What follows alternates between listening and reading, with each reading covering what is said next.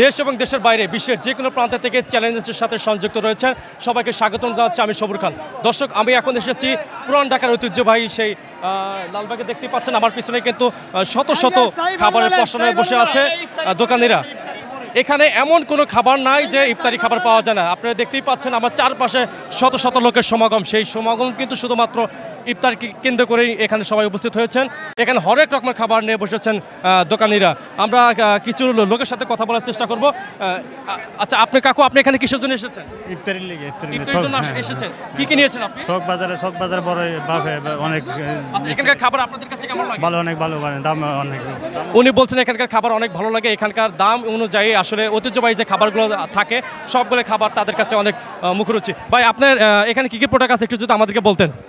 বড় বাপের পোলা আছে, 12 আইটেম 12 মশলা মিক্স, খাসির লেগ রোস্ট, খাসি গরুর সুতি কাবাব আছে, চিকেন আছে, কোয়েল পাখি আছে, পরোটা আছে, দুধ নান আছে। আচ্ছা, এখানকার কোনটা দাম কিভাবে নিচ্ছেন?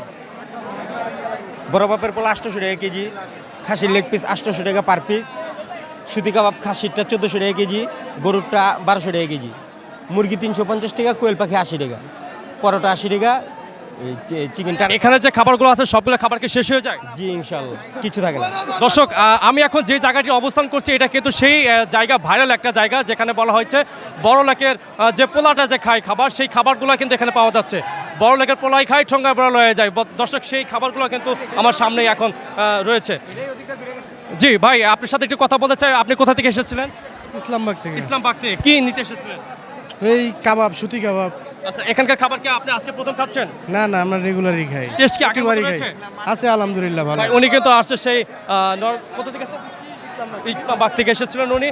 দর্শক, এটা কিন্তু এখন ঠিক ইফতারের 30 মিনিট আগে পর্যন্ত কিন্তু রয়েছে। প্রচুর পরিমাণ কিন্তু এখানে অস্থিরতা জ্যাম রয়েছে শুধুমাত্র ইফতার কেনাকাটার জন্য। অনেক দূর দূর থেকে কিন্তু লোক এসেছে এখানকার ঐতিহ্যবাহী খাবারগুলো খাওয়ার জন্য।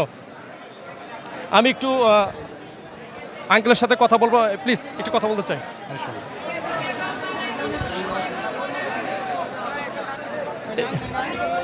এই হচ্ছে সর্বশেষ ইফতারের আজকের পরিস্থিতি। কাকা, আসলে আজকের কাস্টমারটা কেমন? খুব ভালো, খুব ভালো। খুবই ভালো।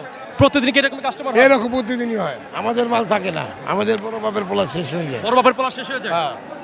আর আধা ঘন্টা পরে পাবেন না। ঠিক আছে দর্শক, এই ছিল আজকের সর্বশেষ চকবাজার ইফতারের পরিস্থিতি। পরবর্তী নিউজ লাইভ দেখার জন্য সাথে থাকবেন। ধন্যবাদ।